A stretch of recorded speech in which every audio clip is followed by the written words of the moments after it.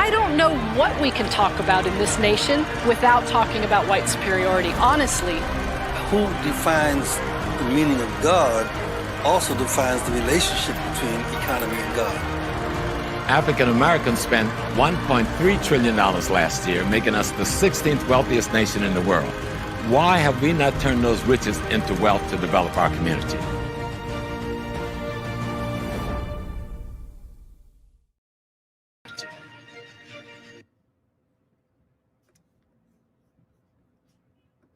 Peace, family. You know, for some reason, every time I start, it's like I hear something in the background. Peace, family. I'm so happy to be here tonight. This is a really special one, HAPI Talks, and I'll get to that in a minute.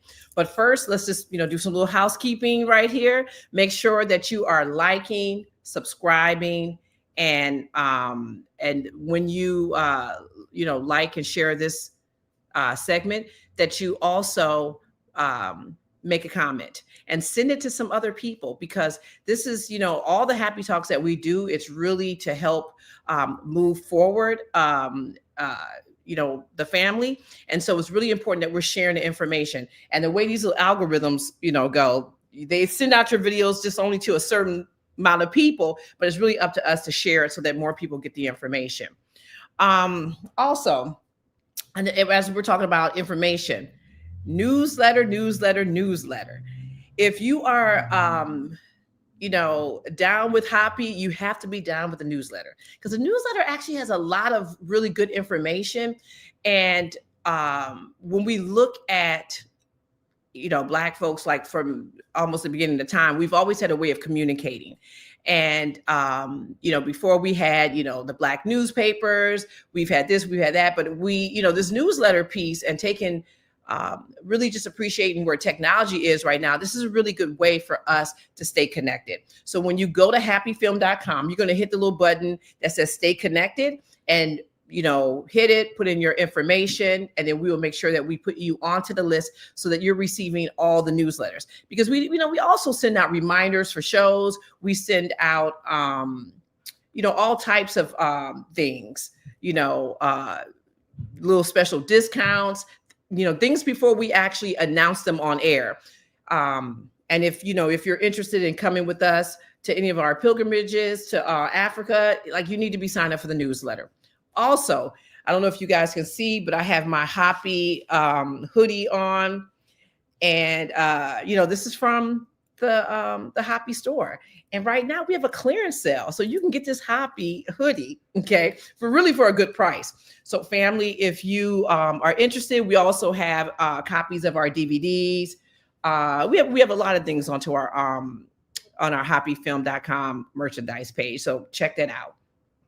Also, family, we have a whole documentary. So HAPI Talks started, and it stemmed from our film, our documentary, our award-winning documentary called HAPI, From Crops to Stocks. So during COVID, we had this big old premiere.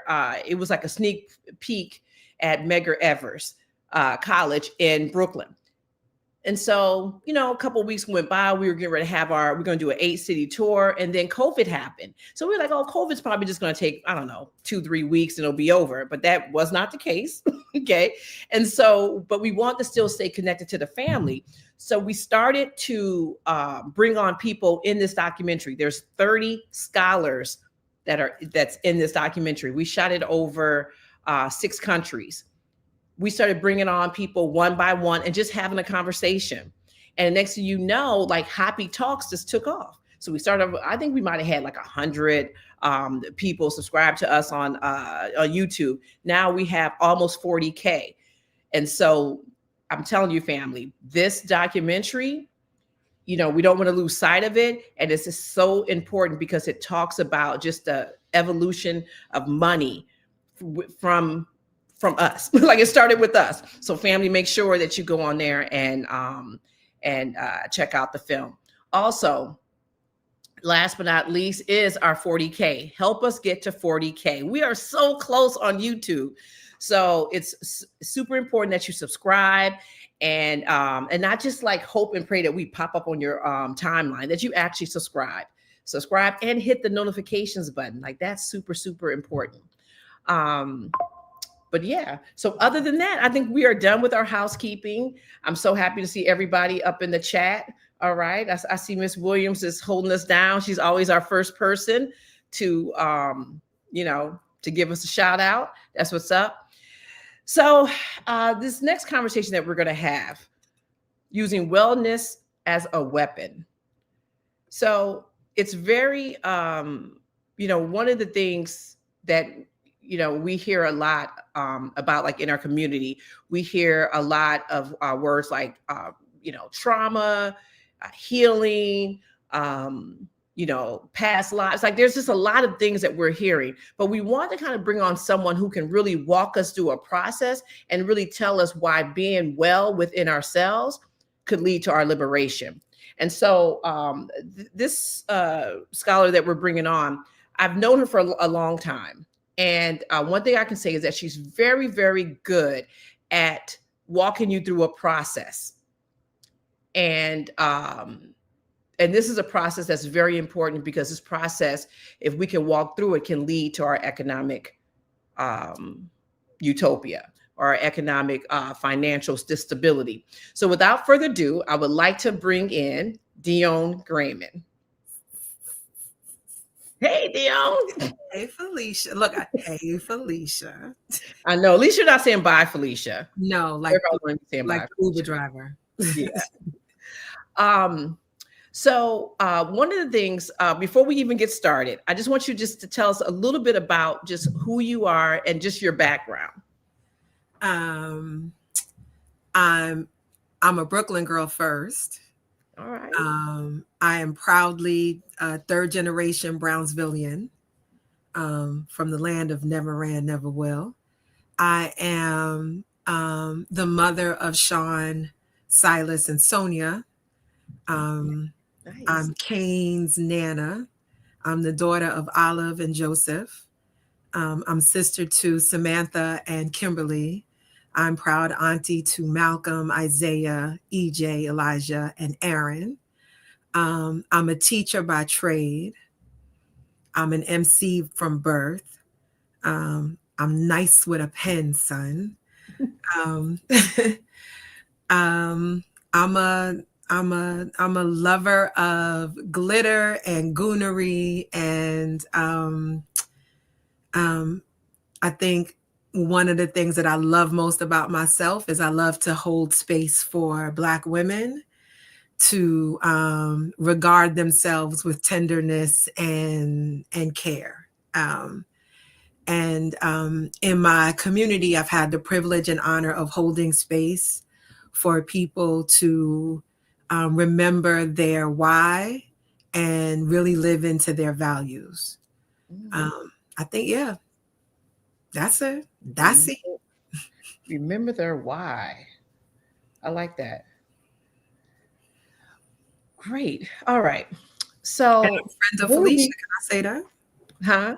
I'm friend of Felicia. Can I say that? Yes, you can. All right. So, okay, this is such a huge thing in our community. This idea of healing.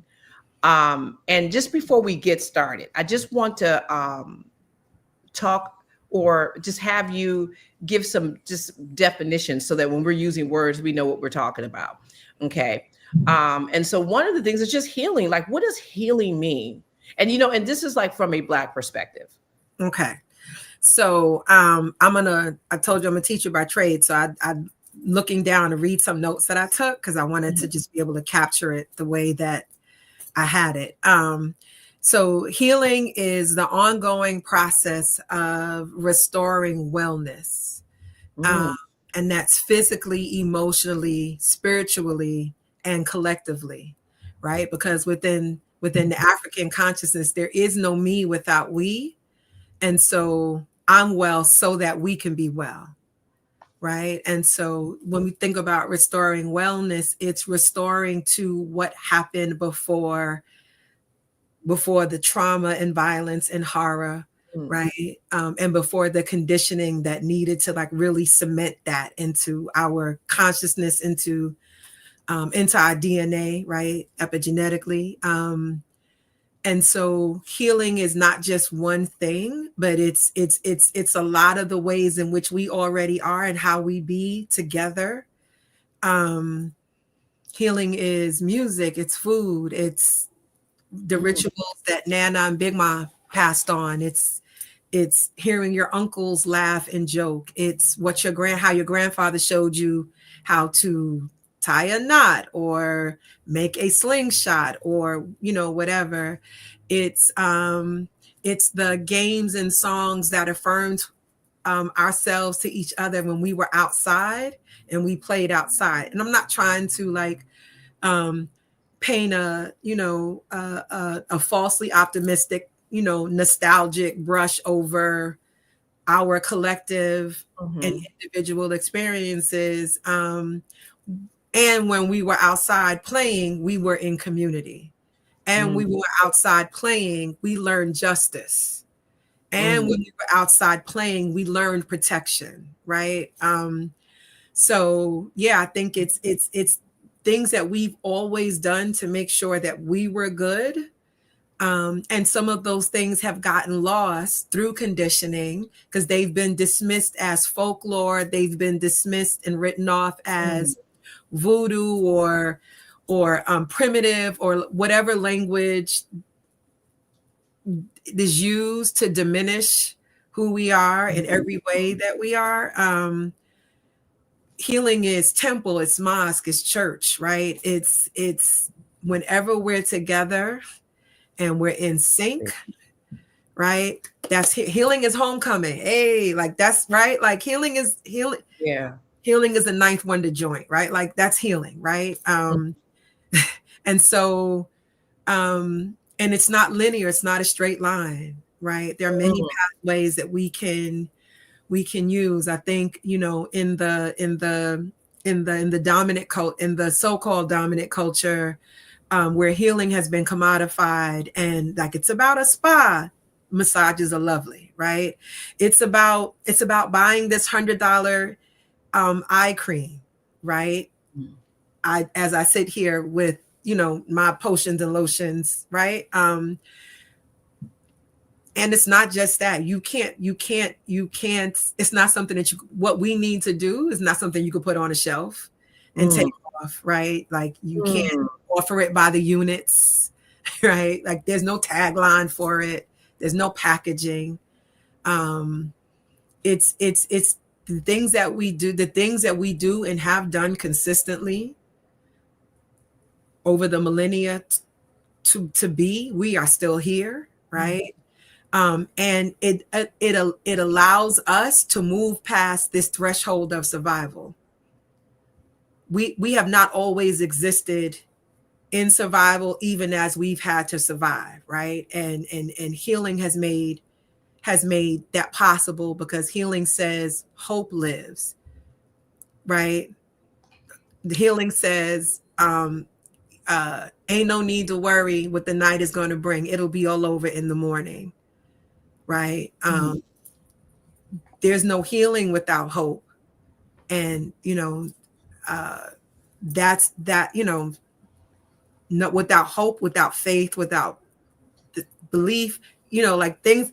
So none of those things you can buy in the store, right? Yeah. Things that we generate and hold and build together. That was a really long way to explain. That was a lot of work. No. That's important because as we start talking about healing, it's just like what you said. Sometimes we think, if I'm taking a vacation by myself, that's healing. Or or we're comparing our healing to what someone else is doing. And so it's good that it's a broad, it's broad. It can encompass whatever you need. So why do you think, so I want you just to kind of give, well, okay, before we go there, just let me ask you one more glossary word. Okay, trauma. Because a lot of times I feel like I hear somebody using the word trauma at least 6 to 7 times a day in a response to almost anything. It's like, oh, let me get a cup of coffee. Oh, I got trauma. You know, like, what does trauma mean? So I'm gonna look up the and I'm gonna look up the, maybe not clinical, but I'm looking at trauma is a response caused by severe distressing events. Okay. Bodily injury, violence, or other threats to the life or lives of your loved ones. Right. And I know that trauma is used across a variety of contexts. So like there's psychological trauma, right? Like there's, right. When we think about us, it's, and I'm not a clinician, and I don't want to minimize or get wrong what I'm going to say, but trauma is the repeated, like the repetition of dehumanization and devaluing in all the ways that we're impacted by, right? So of course there's the horror that was the enslavement process from motherland, from continent to here. And then there was the breaking, and there was like all of those things, right? There's the trauma of redlining, right? You know, you and I both come from neighborhoods, right? Like my grandparents landed here after my grandfather got out of the army because they couldn't live out in the suburbs where they were giving white service members houses, right? They couldn't do that. The next best thing was the public housing developments. Both my grandparents, actually, both sets wound up in public housing developments in Brooklyn, right? So that was traumatic. The trauma of redlining, the trauma of all the policies. We both work in education. Walking into, right? Okay, so I think we got a good working definition of trauma and healing. So why is healing important for us to work collectively? One, as an antidote against the poison of conditioning, the toxicity of culture, the dominant culture. Two, and not even as important, or even maybe more importantly, we need to be able to relate and be in healthy relationship together to build towards a collective. And if we're not well, and if we're not healed and healing, that comes into our relationships. It comes into our parenting. It comes into our intimate relationships. It comes into our sisterships. It comes into our crew, our gang, our tribe. It comes into the church, the mosque, the temple, right? So we in order for us to move from a place of wholeness and restoration, we've got to be intentional about our healed and healing selves. I like that. Intentional about healing. We want to be in right relationship, right? We want to be in just relationship. Yeah. So now, all right. So understanding the why healing is important. So let's just talk about this process of healing. Okay. How does one, first of all, like, how do people know they need to heal? Because you know, there's a lot of people sort of in a place where they're like, I'm healed, like I'm good. You know, I'm good. But how do you know when there's something that needs to be healed inside of you? When I was in community last week with had the honor of being with a bunch of kings and some queens from my neighborhood who do violence disruption work. So they're on the front lines of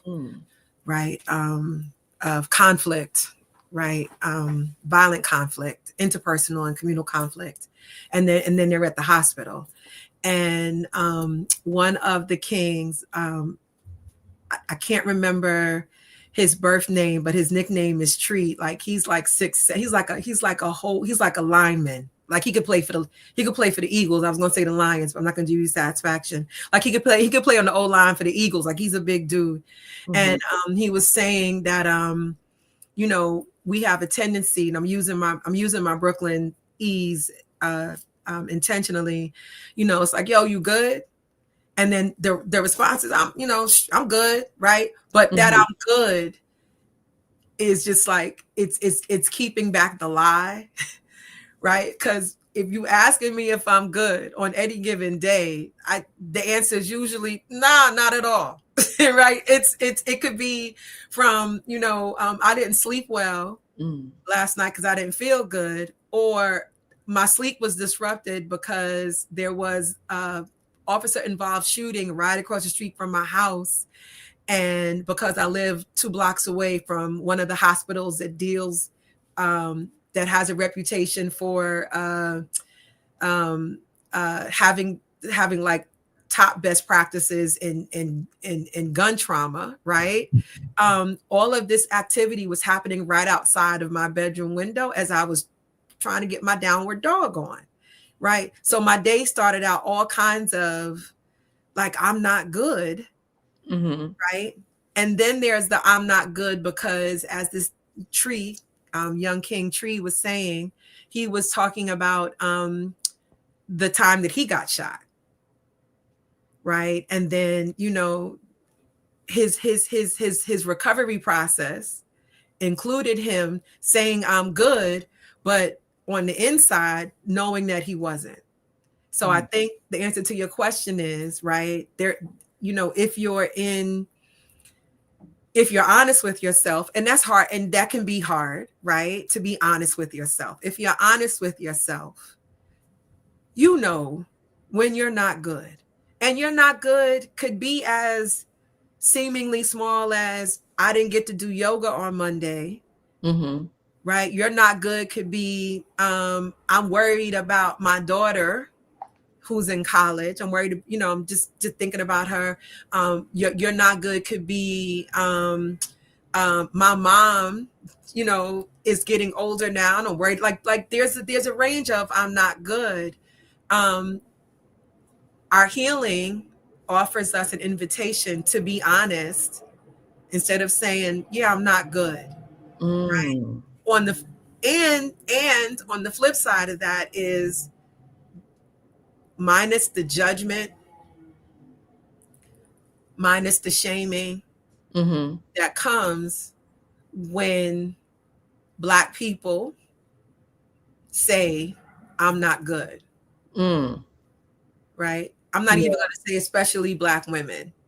And when we're so used to conditioning, right? Shake it off. Like all the things that we've been told, boys don't cry, shake it off. You a strong Black woman, like all the things, so that when we say I'm not good, there's the almost reflexive, like shame and judgment, right? So it's going back to, it can be challenging to be honest with yourself and say, like, I'm not good because of shame, because of judgment, and because what does that mean? What does that mean? Yeah. So so how do you, so let's just start with knowing maybe you just notice how people are responding to you. You're noticing all these things about like how you're interacting with the world, right? And you're just like, okay, I got to do something. I got to figure out something. So how does that, like, where's the best place to start with? After you've recognized, after you said to yourself, I'm not good, like, what are some next steps that I could do? So I think that's I was going to say situational. I think that's an individual choice. I know I said, like, the purpose of healing is to be part of the collective, but there's no one size fits all prescription for everybody. Yeah. You know, like I'm a person, I advocate for therapy. I believe, right, that therapy is a useful and can be a useful tool with the practitioner who's in true alignment with you, your goals, right, your vision, right, like, you know, and there's congruence culturally, like all of the things, right? I think my oldest son, for a long time, you know, when I realized that my mommying, my mothering, right, you know,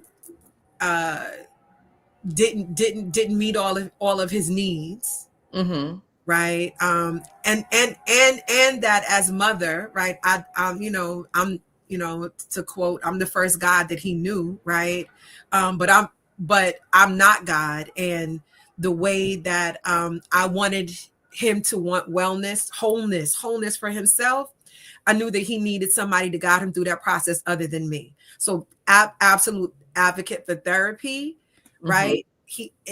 Amazing, right? Like amazing. I say that to say that I advocate for therapy, and I had a therapist a few years ago, and I haven't had one since. And I am blessed to have sisters and sister friends who know me at my core, who know me when I'm balanced and I'm whole, and who know me when I'm not. And our relationship is such that I trust them to hold up a mirror for me to say, hey, this ain't you. What's going on, right? From the small, right, from the small to, you know, from the pebble to the mountain, and you know, and when I'm down in the valley, right, that I have people around me who know me, and that I trust, and I will believe them when they say, yeah, you know. There's people who find support in community, whether it's religious or spiritual or sacred, right? They find pathways through rituals, through, I'm sitting here right now, I got my crystals, I got my incense lit, I got my candle, I got my sparkling water, right? So there are people who find, you know, I meditate, I do yoga, like, right? So, you know, yes, I was, yeah, that's what I want to ask you some more. Yeah, like, so, I mean, therapy is, I mean, I'm actually, I'm always, you know, we love a good therapist in the right context, you know, in terms of like you said, who you're going to, and making sure they share the same consciousness that you do, because that's super important. But then, you know, it's like all these other things that we've done over the years, but we may not have known them as things. So, you know, maybe you can talk about some of those, because you named a bunch. You said you was like yoga. Yes. And I never would have thought I would have been a person who loved yoga. And I remember reading, I think it was Asada Shakur's biography, when she talked about how they were practicing yoga when they were in prison. Right. And I think I just like really made the connection that if they were able to do that in prison and it kept them as whole as they could be, right. Yeah, like I love yoga. Like I don't know that I would have, it has become such an integral part of my healing. That there are days when the last thing I want to do is get down on the floor on the mat. And those are the days when my practice is usually the best. Right. My Nana every day at 3:00, used to, when she retired, used to drink a cup of tea, but it wasn't just like she made like what, it was a ritual. She used her china, right? Which I actually have one of her cups, right? She had a little cookie, a little biscotti, a little something, and she would sit and drink her tea. And if you were at her house, she'd have conversation with you and you'd have tea. Mm-hmm. But every day at 3:00, she drank tea. Mm-hmm. There's baths, right? Like taking a bath, and like there's so many ways that we can create healing practices for ourselves that are accessible, that are easily done, that are easily maintained. You can't go to the spa, then you can get a foam roller, right? Or you can use a water bottle, and you can, go ahead. Yeah, no, I was going to ask you about that. So, when you're doing these things, but what is the consciousness that you're thinking about when you're doing this? Like when we start talking about like, healing our past wounds. I don't like the words trauma or wounds, but like healing our past, healing the things that we didn't appreciate or like about our past. Let's say that. Like how do you, like what is the thoughts that can help you on a healing journey? I think it's what does peace feel like for you? Right? Peace, like what does peace feel like? And peace is not just absence of violence or chaos or confusion. Yes, and when you are by yourself, how is your breathing? How is your heart? How's your mind? Are you in a slow down state? Are things racing? Is your heart beating fast? Are you taking deep breaths? Are you only able to manage shallow breaths?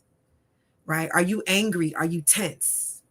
Right? Like what's your body doing? Your body tells you, right? Like your body tells you. Like I'm sitting here now and I'm like, ooh, bring your shoulders down from your ears. Right? I know I'm at peace because I can hear it in my voice. I feel it in my chest. We're having this conversation, and I know that, family and folk and kin are listening, and it's like it's like it's just you and I on the phone. It's like it's just me and you having a regular DNF conversation. And so I'm in that. My energy is just like I'm good, right? Like I'm good, right? So your body tells you. What's your stomach saying? What's in your gut, right? You like you're a person who has headaches a lot, right? Are you like, where do you feel exhaustion? What's happening in your hips? Like all the cues that our body give us. When's the last time you danced? When's the last time you sang? When the last time you felt like you were in the shower and you were like, oh my God, this is the best shower ever? Or the last time you hugged your favorite person that you love to hug or kissed? When's the last time you pet your cat? Right? Like go. No. So I was adding on to what you're saying. So really it's, I was getting the idea of that, this, like part of healing, is the self-awareness piece. And really, like deciding, because it's all intentional. You said that you were talking about healing being intentional. But it's really, like we can add, or we can like start with just a self-awareness of just our body before we even get to like how we show up places or anything like that. It's just really like just sitting with ourselves and, and figuring out like what's of discourse, like what is not. Telling yourself the truth. It's sitting with yourself and letting your body tell you the truth, right? And again, like that's not like that can be really difficult to do. We with kin, I had that experience in July, right? My body had been signaling me for months, maybe years, and I ignored it until I couldn't. right? And it felt like insomnia. It felt like I was I was having panic attacks. Never had, not panic, I was experiencing panic. I couldn't take deep breaths. My mind wouldn't stop racing. I couldn't stop I couldn't stop I couldn't turn my brain off. And my body had been telling me for months. Yeah. So it seems like when these things are happening, like that's when you're asking yourself, what's going on. I feel like maybe it was maybe 2 or 3 years ago, or maybe it was 2 years ago, we had Queen Afua on, and she was talking about asking. She had a little ebook out, and I forgot the name of the ebook, but basically she was taking us through this exercise of asking a question and then waiting for the answer, and then when the answer comes, to listen to the answer, because sometimes, we ask ourselves, oh, what's going on? And then like when it's clear what's kind of going on and you're getting that answer, we try to sometimes move it to something else. So I can see how that could be helpful, and it seemed like you were very self-aware of what was going on because it didn't feel like how you would normally feel. Right. But I had been practicing yoga for 2.5 years at that point. I had been doing meditation daily for 2.5 years at that point, and decided that intentional about the quality of life that I wanted to experience, and how I was getting in the way of that. And because I wasn't listening to what my body was telling me. So, I keep thinking, like, I know we're here talking about the healing piece, but I keep thinking about how this is, how this works in a collective way, right? And so if I'm in a space where I'm self-aware and I'm like, okay, things are not right, and so now I need to start to figure out why things are not all right. You start the journey of healing, and in your opinion, are people ever just healed? No, this life, right? I mean, we're talking about almost 500 years of brutalization. Maybe if we live to be 700, right? No, the generation, the healing, our healing is right? It's going to be generational, for what we've experienced and for what has been done to us. If you are healed and healing, right? Getting to the collective, you're better able to become part of creating new possibilities in your community. You're right. That happens through relationships. That happens through what are the activities, right? Like in my neighborhood, for example, in where the last gentrification is around us, but we're still Wakanda, right? For all intents and purposes, right? I talked about my both my parents growing up in public housing. So I live in the neighborhood that right now has the highest concentration of public housing in the country. So it's like 18 developments in 2.8 in less than 3 miles. Right. So concentration of people who know how to be in community, because you ain't got no choice. But the ways that the way that we've lost connection in community means now opportunity to rebuild that, right? And then have conversations which say, I'm committed to your healing and your wellness, because that means that my children grow up in a community where those things are prioritized, and we see it in decision making and policy. So my community in New York City runs 1 and 2 with the South Bronx for highest rates of asthma, which also means a high incidence of death among children that due to asthma, right? In my neighborhood, we didn't have a zoned high school. We got Spofford instead, right? So then, and that's not the name. I can't think of the name of somebody right now was saying the name of the Crossroads, right? I just read where the majority of young people that are in juvenile detention, right? Of course, they're Black, right? And Black men, they also have they're also represented high within the population of special needs. And when they return to schools, there are no services for them, right? So we think about healed and healing, we would know what we would prioritize. And we know that right now, Black maternal health outcomes are in national or were in national conversations because of Serena Williams and Beyonce Knowles Carter, right? Because of their experiences with birth. The Black women been dying in hospitals since we've been having babies in hospitals, right? So not having a period at the end of I'm healed means, yeah, there's still we have work to do.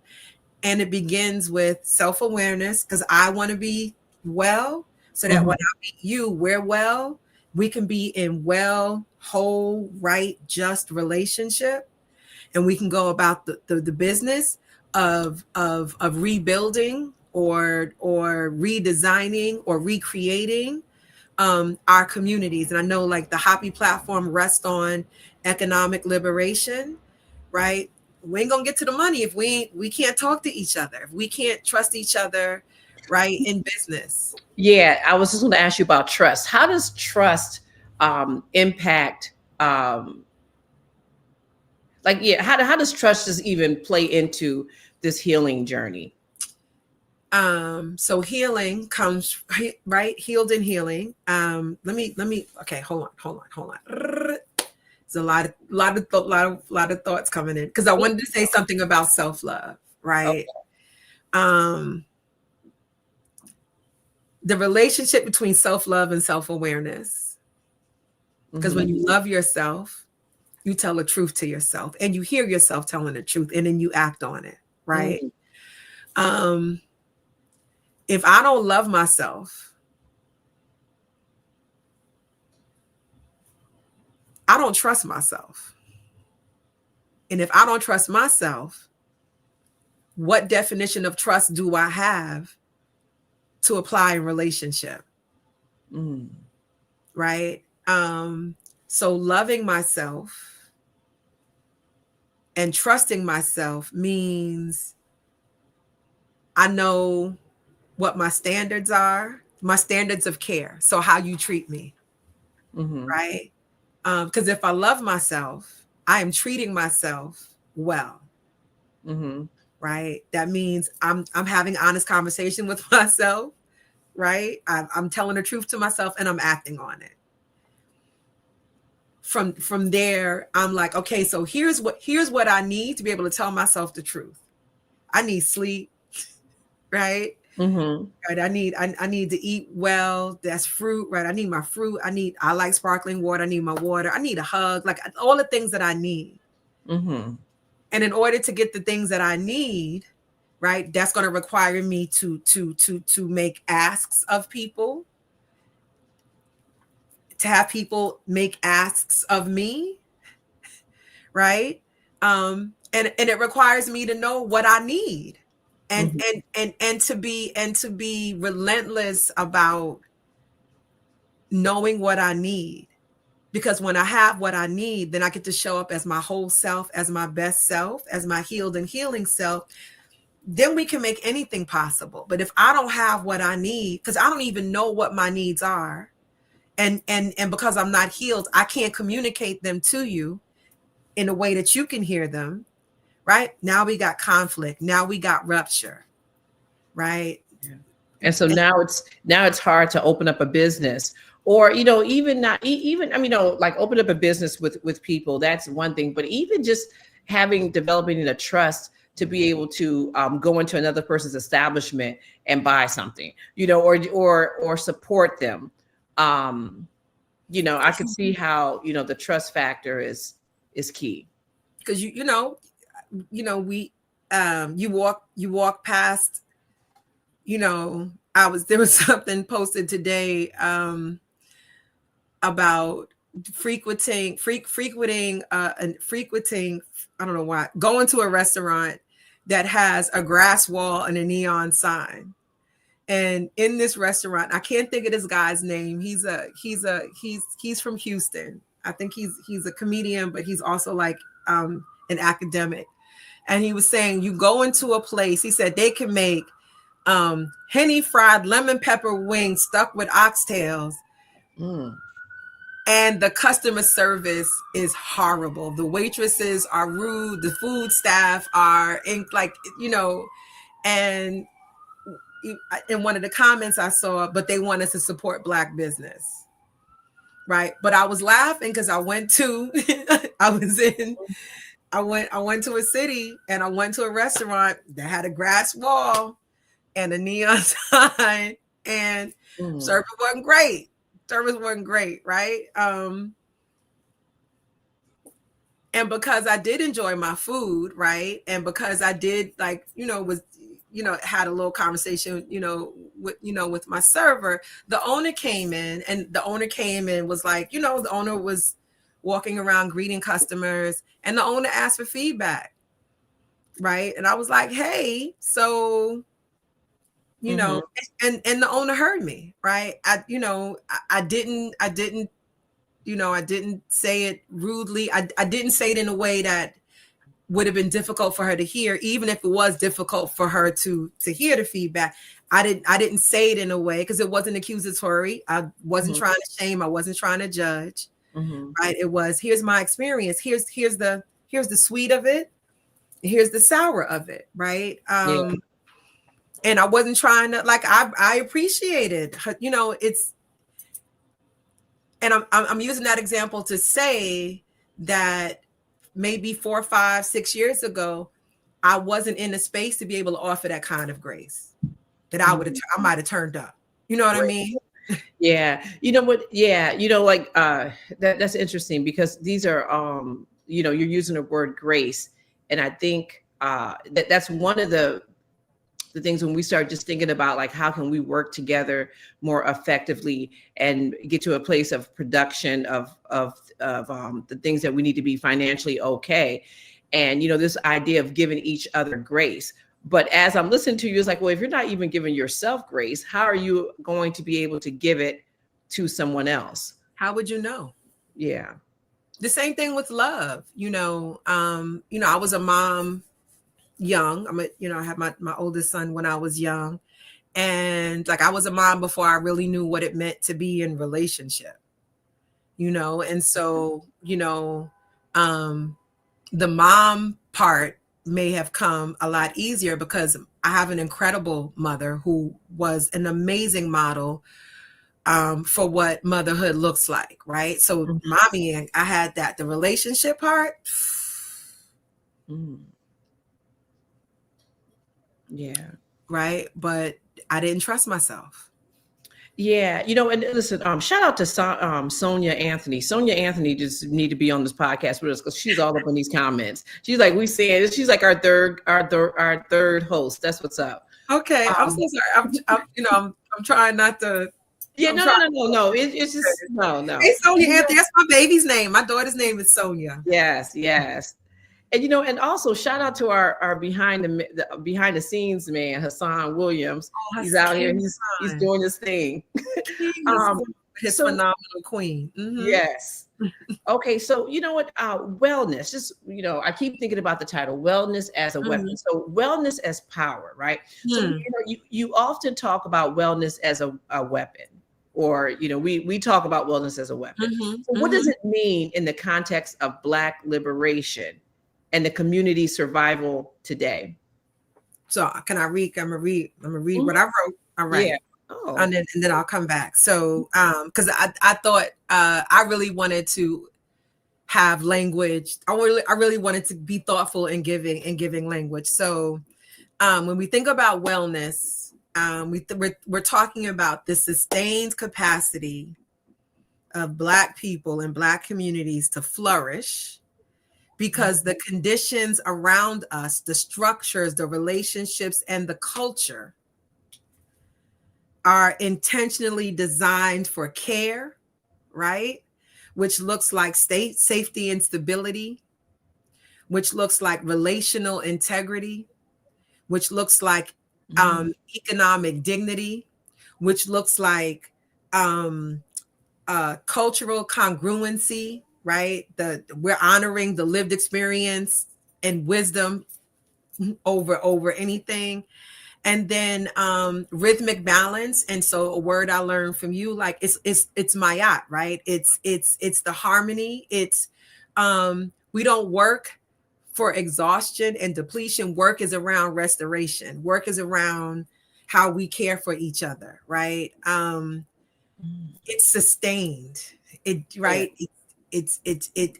And its capacity. So we're talking about the expansion of how we be, right? How we be, mind, body, soul, spirit, right? Money, right? How we be at our whole, at our optimal, at our fullest, how we be. Again, like there's no me, there's we, and there is how I need to be to be in balanced relationship with we. Yeah. Professor Small always uses a term leucomy, leucomy. And it essentially means that. It means, without me, there is no you. And when I look at you, I see myself. I know in Swahili, I think it's Ubuntu, right? Is it Swahili? Yeah, right. So it seems like so much of our wellness story comes from our lineage. So what generational patterns around stress, silence, or like just emotional suppression do we have to unlearn? All of it.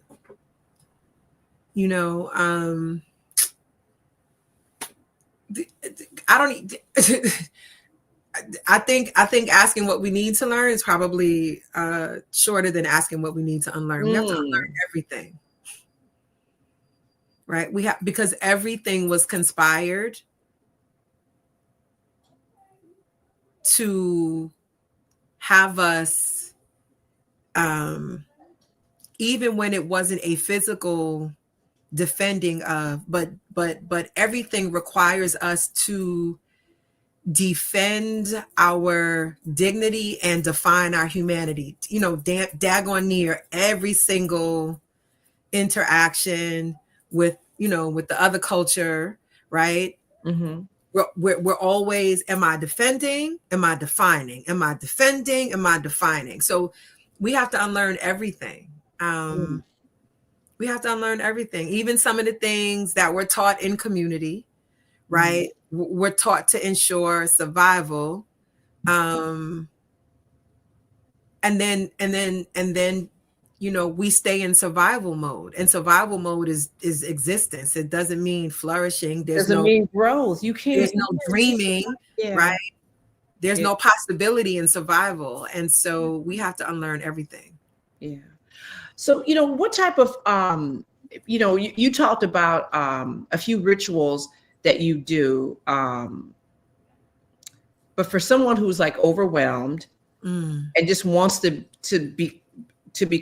start to regain just they want to start to reclaim their wellness. Like, what are some things that we can add on to? So one of the things, family, what's the things that you've been saying is meditation. And another piece, I just want to just say this is that, when we're doing these things, when you start a practice, once you have the intention to even do it, it's already started. There's nothing perfect about any of these things. It's not the perfect yoga, stance. It's literally, it's your intention that is going to bring on healing. So you talked about meditation, you talked about yoga, you talked about, sometimes it's as simple as getting, your tea, in your Nana's favorite cup. Like, what are some other ways that people that are accessible, that I don't need to maybe have money and thank you, dance. Right? Because there have been times when, so I'm saying meditation. I'm also going to add prayer to that. Because I think the two, you need both. And prayer for me is sometimes just, this ain't, I don't want this. This don't feel right. Yeah. And thank you. Dance. I'm a house head, and I'm hip hop. And I remember when I was sharing with Hassan in the pre that I was a teacher, and I used to work on Rikers Island. And I loved I taught young men 16 to 18 years old. Best job I've ever had in my life. And I haven't been there in since forever. But there were days when I would leave and I would have to, channel my anger, my hurt, my pain through hip hop, through Mary J. Blige, right? So music, right? I'm a house head. And so when I'm feeling sometimes like joy, when I need to feel joy, for real, I'm throwing on house, and I'll be in here and by myself, sweating, breathing hard. Right. So I like this. So dance. So what writing. Yeah, what I was going to say, how does gratitude play into healing?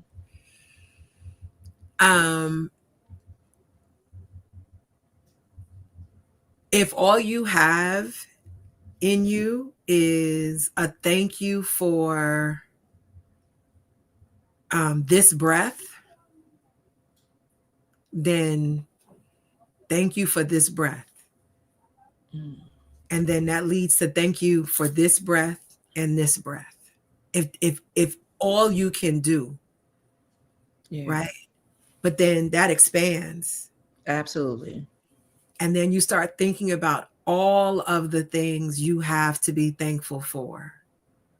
And I think if you can't,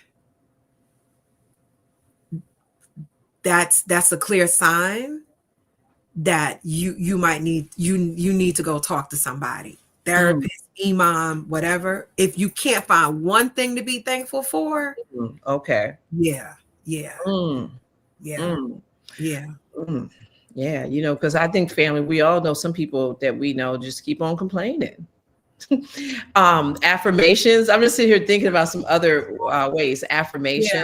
Yeah. Affirmations. Like I said, incense.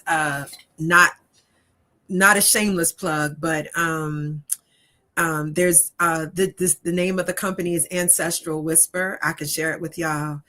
She has 3 different kinds of incense. So she has one for early morning, she has one for late night, and then she just did one as it is above. And the scents are all intentional, and they make me happy. And they not only they make me happy, because they do, they bring me peace. And sometimes they anchor me, right? If I need some additional, if I'm not feeling sure in my seat or in my stance, the scent helps to anchor me. So scent always works for me. Lavender, frankincense, sandalwood, lemongrass, those things work for me. Baths, I put them in baths, Epsom salt, like Nana stuff, grandma stuff, like Epsom salt in the bathtub, right? And all those are ancestral. Like like these, we've been using these things in rituals way before 2025, even 2020. Like we've been using this for a minute. Okay. All right. And touch. I think touch is important. And touch. Yeah. And touch. And sometimes, I feel like people who are on our page are leaders. These are people who know how to, they know what's important. They know how to effectuate change, like all of our viewers. And so this idea of like some of these things we're talking about, it's important that we sometimes have to bring this to others, right? Like, once we start doing it, then others will. The simple thank you. Sometimes when you keep telling someone thank you, then it dawns on them that they should be thanking. They should be in a place of gratitude. So family, this is a really good opportunity. Sometimes we don't always have to keep talking to people, but we can just show, like, just in our behaviors of how we're moving. And leaders model, right? So leaders have to model, right? And that's another way too. I was going to say, like, if when things may not be, things may not be, you may not be where how you want to be, like how you're being is not the healthiest, right? It's who's around you, what behavior is being reflected back to you. And so as leaders, like, to model, right? And so like in my work, right? I work with leaders to one, let me offer you a brave space to ask yourself those questions you need to ask, right? And I'm able to start it by saying, well, here's one question you might ask, right? And then sitting with you and holding your hand through the answer. That could be figuratively, literally, like holding your hand through the answer and breathing, right? And then what's the vision you have for your work? What's the vision for how you want your work to impact people? What's your dream for what succession looks like for you? Because I think a lot of times, like especially with Black leaders, we'll get into a role, into a position, especially if we're a founder, right? And then we don't leave. And then we don't leave. And then our organization, our work becomes a victim to old thinking, unresolved issues, unhealed, trauma, right? And so what's your dream for what your life looks like? When will you know? It's time to think about next steps outside of this role that you've been in or this organization that you've been running, right? Like, what does succession planning look like? Like having that conversation with yourself, that's healed and healing, right? Because you're thinking about, how do I need to transfer information? How do I need to transfer, operating procedures? Yeah, we that's one of the things that I think that we could do better as a community in terms of really utilizing young people, because it's again, to me it's the same as Black women and Black men need to figure this out, have a truce, and to start building families in a real way, in a more intentional way. And I feel like with young people and older people, it's the same thing. It's like, okay, young people don't think old people did nothing. Old people don't think young people could do anything, and family, listen, before y'all get at me in the chat, I'm not saying that all old people and all young people, but what I am saying is that there is, some of us that feel this way, and it limits what we can do collectively. We have bias against young people. We have bias, right? And so, listen, I love when my daughter is home. She makes my life run more efficiently. It be the clicking. She clicking, the nails is clicking. Yeah. She got the answer. But you know what? But I think you bring up a good point. Listen, if you're not healed, you can't even see that. You can't see you can't see that as a benefit. You can only see that as as a barrier. And as a hindrance, as somebody trying to get, like take my job or whatever. You can't see it for the longevity of your legacy. You can't see it that way. And then as a leader, thank you for that. You run the risk of harming your legacy because you don't leave when you should leave. Yeah. Right. You don't transition when you should. You don't pass the baton. Right. Yeah. I think, and I know some of that is because we need more experience, right, with sustainability and thinking about, again, like we've been collectively in survival mode for so long that long-term planning is a new muscle for a lot of us in leadership. Yeah. Right. Because we're always reacting. Mm-hmm. Right. Especially if your work is rooted in community, you're always reacting and rarely do you get a chance to be proactive, right? Or even like affect a response before. Right. You like in most times you're not able to like do that risk analysis that you need if you're running a business or an organization to say, OK, so this just happened. So what this could mean for me and for us is this, that, and the third. So to mitigate that, to ensure, we can do this. But if all we doing is reacting, we don't get to that.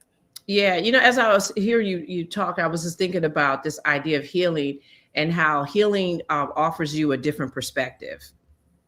And it offers you a perspective that's rooted more in love and patience and kindness. It could. In abundance. And in abundance. Abundance is huge. Right. We're thinking about the abundance that we want to experience. We're thinking about the abundance that we want to be a part of our business, our organization, our offering. We think about the abundance we want to see flourish in our community. And it moves us away from thinking in lack and thinking in scarcity, because when we do that, then we're operating in fear, right? And fear, right? That's a biological response. It shuts down everything. So you're not thinking, because the frontal, I know this now I'm in your lane, right? Your cortex, right? Yeah. Your decision-making capacity is impacted, right? Yeah. Your ability to see around you, like that vision you need as a leader, you just looking the 200 feet in front of you, right? Yeah. And even if you, yes. So, and I mean, business and home. Yeah. Right. Relationships. Like you as a person. Yeah. Fear can really, keep people stuck for a while. And I think it mobilizes them. And I think that fear is also an indicator that healing needs to happen. And that's not to say that you won't be afraid. We're human. Yeah. Right. But if everything you do comes through an operation of fear, that's not healthy, and that doesn't contribute positively, right, to the collective. Yeah. It shows up as break. It shows up as repair. It shows up as rupture. It shows up as conflict. Right. I ain't talked to my son for a year. I ain't speak, like it shows up like that. Yeah. So, what is, when we start talking about this collective wellness, because, now, you're thinking wellness, we're using this to, as a weapon. We're pulling up, we're fighting, really we're fighting for our existence at this point. But what does a well Black community look like? to you? Like what is a well, and how do we get there? I know that's huge. I know. You know, I'm not looking for like, oh, we do this, we do that, but just what does a well Black community look like? So I'm gonna, oof. So okay, wait. You know what? I'm gonna let you think about that. While I just take care of some housekeeping stuff real fast. Okay, take care of some housekeeping. See what a well Black community look like. Okay, all right. So family, make sure that you are liking, sharing, and commenting on this video. And this is the thing, family. You know, we're talking about like sometimes, you know, like I said, sometimes we, you know, when you know like certain things or you've been able to grow in a certain way, not everyone maybe around you is even happy that you're doing this, or even you can be aware. So sometimes you need other ways to, you know, help, you know, to help them, right? If that's what you want to do, right? So sending any of our HAPI, I could literally say sending any HAPI Talks video we have on our YouTube channel, and we have over 250 of them, will help jog something in someone, you know, because people come onto our platform with the intention of helping us move forward.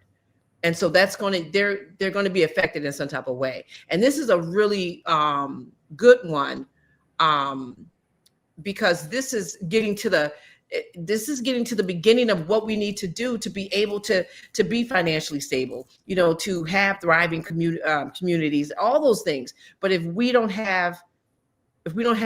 not healed or starting our healing journey within ourselves, it's really hard to, you know, to expect and demand that that people treat us a certain way when we're not even treating ourselves that way. So family, this is really important. Just make sure you like, share, and comment on this video. And also family, Cash App. Listen, all of these, you know, things that we do, it all costs money. Okay. And, you know, anything that you can help, you know, the easiest thing is to like, share, comment, and hit the notifications button on YouTube, and follow us on all of our platforms. That's Facebook, that's IG. But now if you have, you know, a little something, because I'm not trying to be in anybody's pocketbook. Okay, but whatever you have and you want to hit us up on the Cash App, it's $HAPI Film. And know that your money actually goes into us being able to produce these shows. It also, you know, helps us to hire other Black people to do all the things, the graphic arts, for us getting to pilgrimages, all of those things. You know, your contribution really helps, because again, I think I said this on our last HAPI Talks, is that we're in the business of institutional building. We are building a institution that doesn't come cheap. It doesn't, you know, it ain't something like, oh, let's just build it. No, we need everyone who is commenting and in our chat to, you know, to be a part of that. And you can get in, you know, just by simply liking this video, sharing it, and making sure that you're subscribed to our channel. And that when we send you the newsletter, that you actually open it up, and we know we start to have a you know, a dialogue about the things that we're trying to share. So family, is really important. Just make sure, you know, you hit us up on the Cash App, the Super Chat, if you're on YouTube. Okay. So, and you know, and we're winding this down, but I just, you know, I got one more question after I ask this question. Okay. It's just like, what does a well Black community look like? I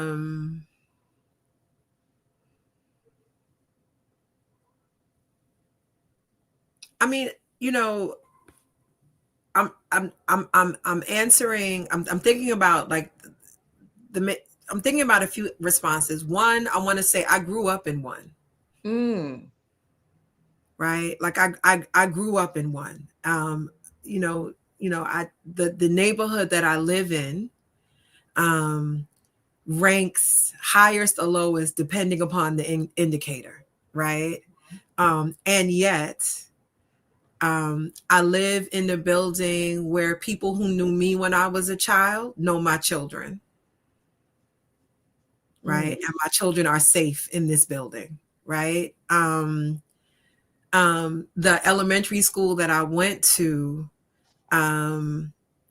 most of my friends went to. So we walked to school together. We came home together. We played outside together. I knew the names of my friends' parents and grandparents. They knew the names of mine. I grew up in a neighborhood where if values weren't being demonstrated, there was an adult who offered correction, right? And it was accepted by the other adult, by adults in a family, that correction was, correction was accepted, and then additional correction, right? I grew up in a neighborhood where my grandparents, my grandmother on my dad's side, my maternal grandmother, Lois Goodrich Grayman, had an 8th grade education and grew up the daughter of a sharecropper, and was on the front lines fighting for educational justice in 1968. And she, along with her neighbors, her friends, and community members, shut down the policy that the then Board of Education had with respect to not having community representation. Because of the Ocean Hill uprisings in 1968, parents had power, right? I come from that. My grandmother transitioned. When my grandmother transitioned, we found stock that my grandparents had purchased for my sisters and I.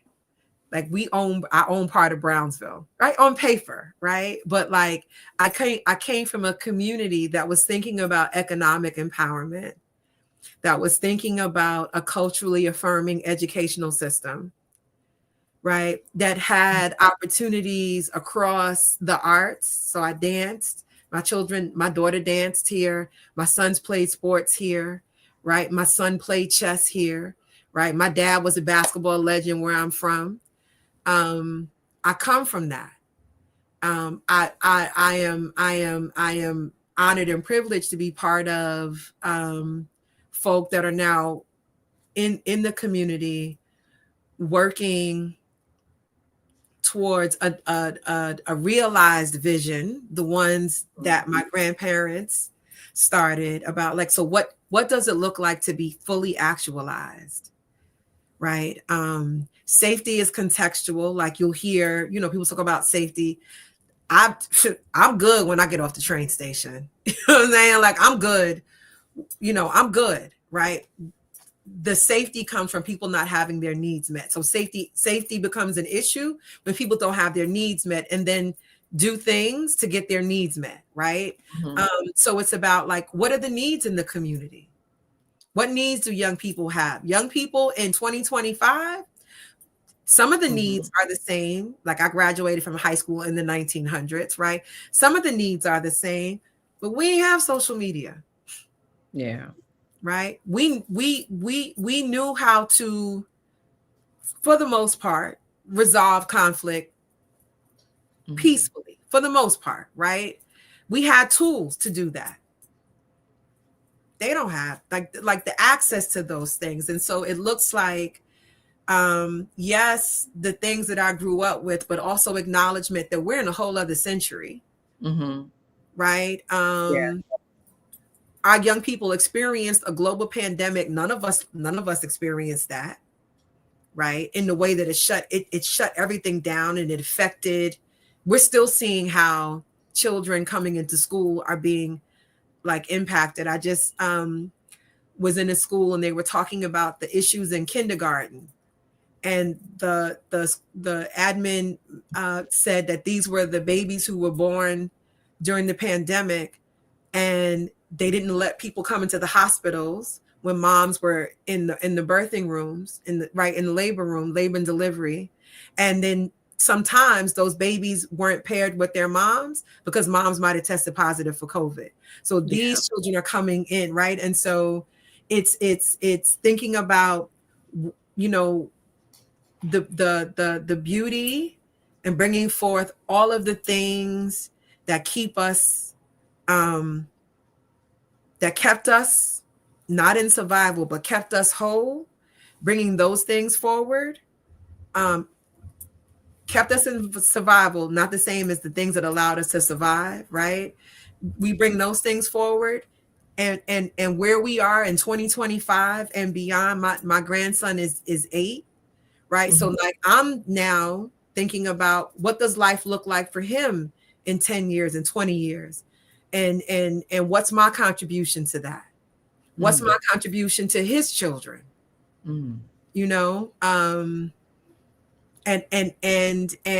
so I need to reimagine. I need to be a part of rebuilding a world that allows me to even think about my children's children's flourishing. Yeah. You know, and I can only do that through my healing, and then being in community of people committed to our collective well-being. Absolutely. So, you know, this is my last question. Just, you know, if you could give a message to, you know, to the audience in terms of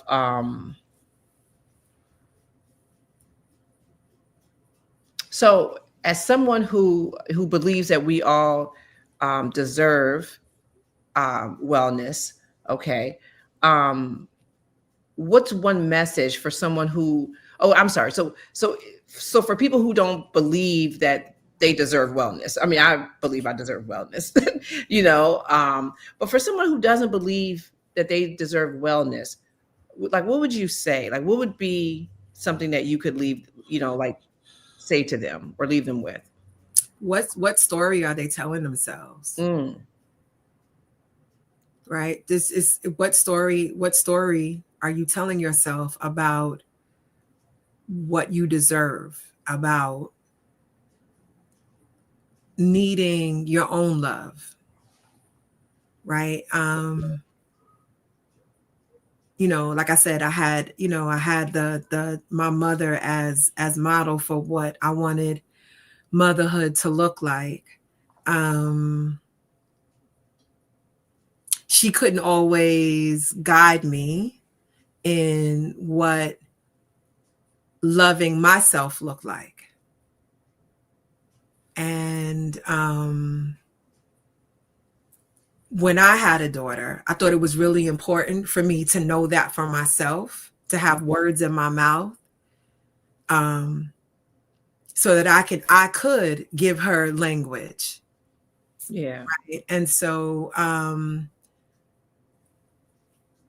I want to believe that I started my healing journey for me. I want to believe that, and maybe one day I will, and that will be true for me. But I know that being a mother, you know, to my sons, but especially with my daughter, I wanted to have my legacy for her be one of an experience of the gloriousness of loving yourself, of trusting yourself, and of knowing that you deserve, and that you are worthy.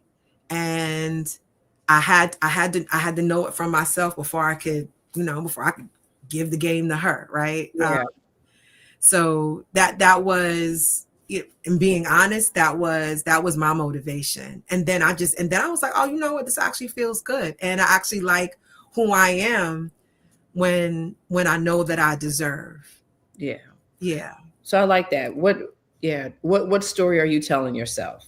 That's what's up. And if you can't do it for you, then who in your life would you do it for? Yeah. Yeah. Yeah.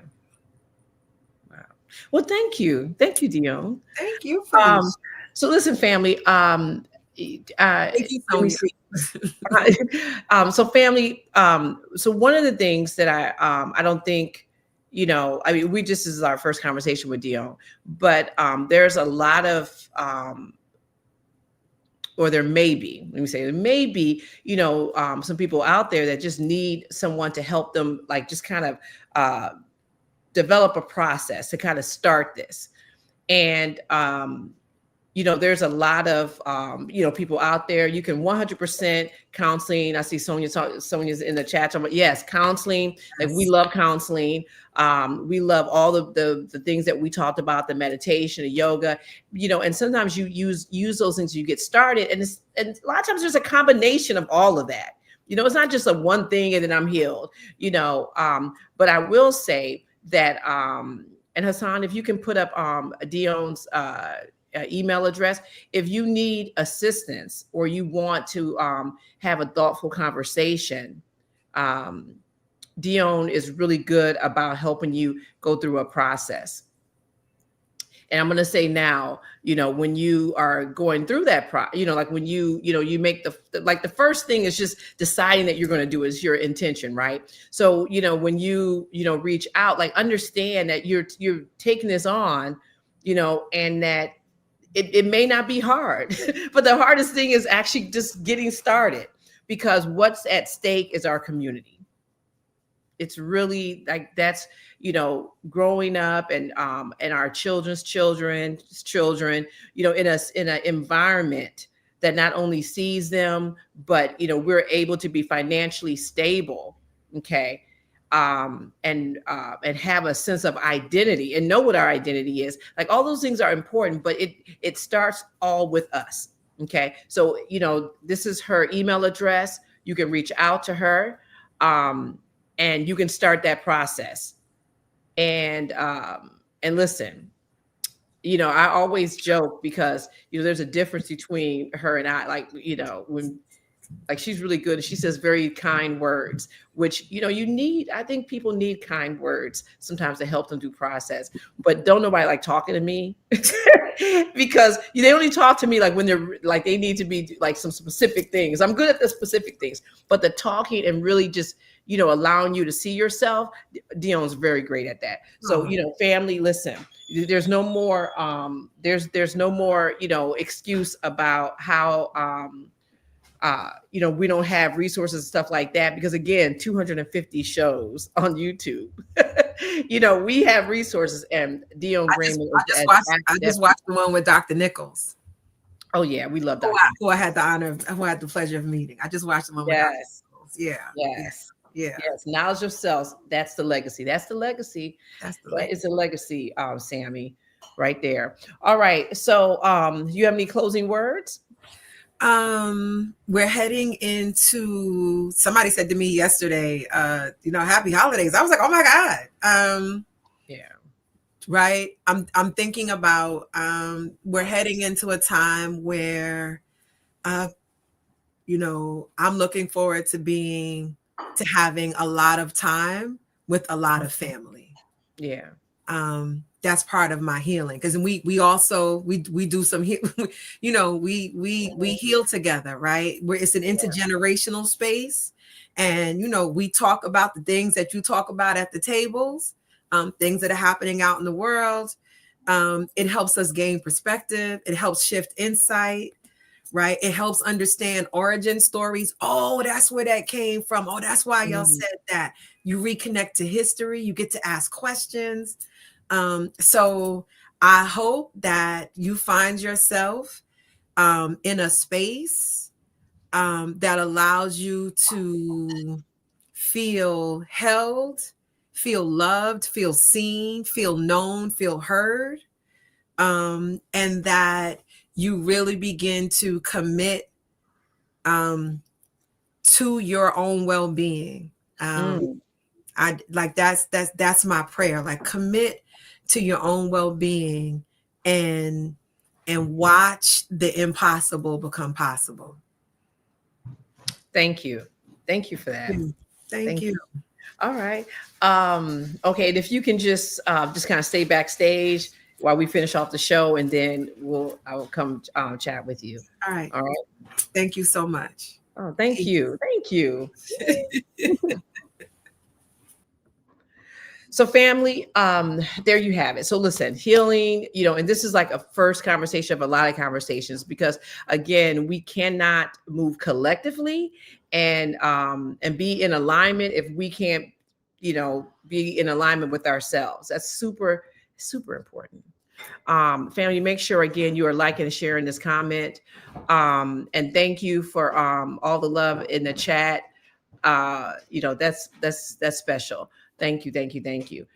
Again, like and share and comment this video. And remember, if there's somebody, like in your little group that is, that needs a little nudge, just go ahead and send them the video. You don't have to say nothing. Just send them the HAPI Talks. All right. And thank you all for the HAPI the HAPI Cash App love. Thank you. And again, make sure you sign up for the newsletter. So, since Professor Small's not here, I'm gonna go ahead and say what I always say when he's not here, is that have a good holiday, or just have a good day, but peace and blessings. I don't know what we can talk about in this nation without talking about white superiority, honestly. Who defines the meaning of God also defines the relationship between economy and God.